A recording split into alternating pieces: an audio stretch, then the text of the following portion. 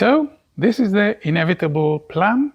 We're going to slowly age and decline, and we must accept that we're going to lose ability, lose mobility, lose some brain power day after day, and hope we win the lottery and not get Alzheimer's?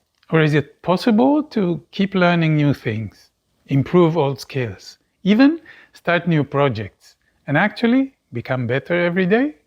Sounds too good to be true? You've accepted aging as a sad fact? Nothing to do about it, you'd say? Here's a scientific distinction that you may find interesting. Chronological age and biological age are two different things, and they're both measurable. Your chronological age is measured by years and months, and you can't change it. It is what it is, and you can carry your years with pride. Biological age depends to a great degree on our lifestyle. What we do, how we move and how much we move, and what we eat, how we sleep, how stressed we are. These factors determine all of the biological processes that happen in our bodies all the time. And if we improve any of these factors, those processes change. They can accelerate our aging, even so that our biological age is higher than our chronological age, or they can slow down and even reverse our biological aging.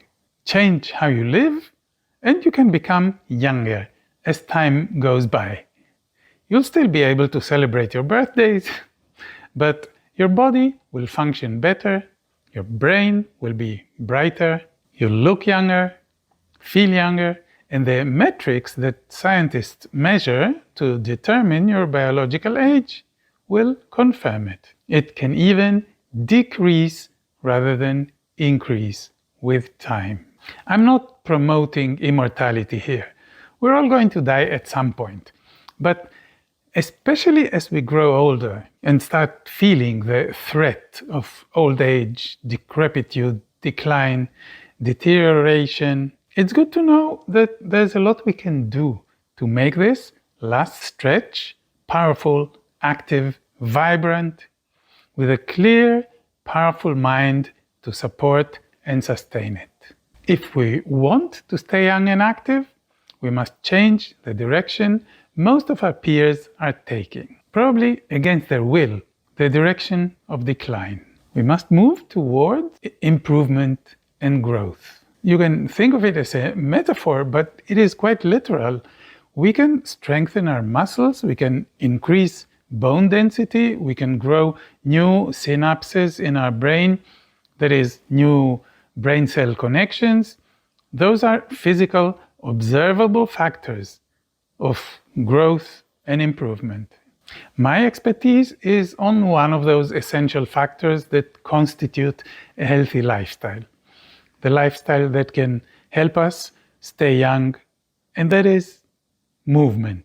There are endless studies and research to support the immense value of exercise. Make your muscles work and they'll grow and get stronger.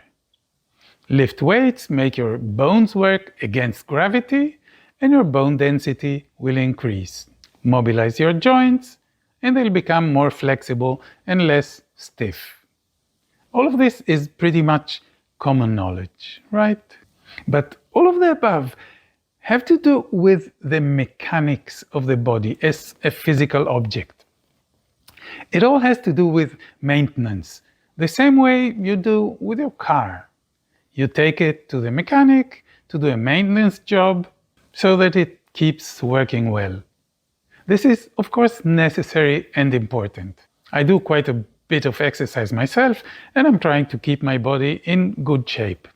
I hope you do too. But the movement I'm talking about and what I teach is on a completely different sphere of our human existence. It involves our mind, and it has to do with learning. I mean, when you exercise your muscles, you're doing a mechanical job on the physical object of your body. And you can improve the state of your muscles, of your bones, and even of your brain. It will become healthier. But when you move mindfully, you're engaging your mind. You're creating a learning space, and you improve yourself as a whole human being. You don't just have an improved brain taxi. You become a better human. Let me explain. When you were a baby, newly born, you had no idea that this body was you. You didn't know how to use it. You didn't have any skills whatsoever. You started exploring from day one. Your brain started creating new connections, millions of them, every day, every hour. Little by little, you created brain maps of your body. You gained agency over your body parts and started moving them at will and get the results you expected more and more often. That is a huge learning process, unlike any learning we do at a later age. In the laboratory in which this learning occurs is movement. The infinite learning that brings us, and it takes years to achieve, to stand up, hold ourselves upright, walk, run, jump, to speak and communicate clearly in complex ways, to do a large number of complex activities with our hands, and so much more. All that learning happens in the laboratory of movement.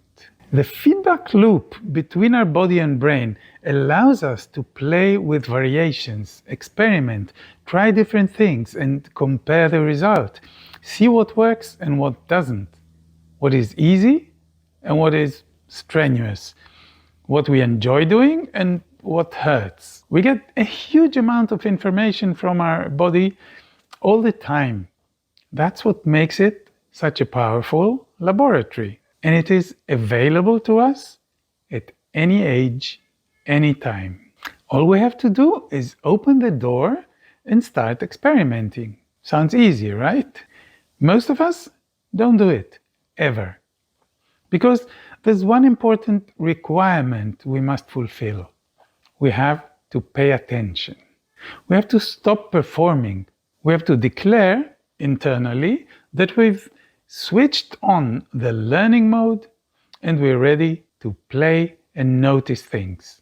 We must switch on consciously that marvelous inner skill we have, awareness. It's a different mental state. We have to create it because it's switched off in our daily life. Where we perform our daily tasks, we expect results, and we mainly work with what we've already learned, with what we already know. The learning mode requires a dedicated time in which we stop performing our daily chores and decide to pay attention. It doesn't have to take a long time. I have proof that 3 minutes a day can transform your life. But it takes a commitment.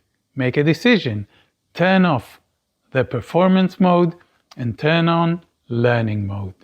And engage your awareness. Pay attention. Make movement your laboratory and your learning will bear fruit. Unimaginably delicious fruit. I have built that laboratory and it's running beautifully. I've devised experiments, lots and lots of them. Beautiful, entertaining little movement explorations that you can run with your own body, with your movement, and learn and grow and transform your life. I've seen lives transformed time after time, including my own. Persistent growth is a long series of varied and entertaining 3-minute movement explorations. It has by now a full year of short sessions, 365 of them. Commit to 3 minutes a day, press the pause button on daily life, slow down, pay attention, and move. It can change your life. It changed mine and the lives of many of my students.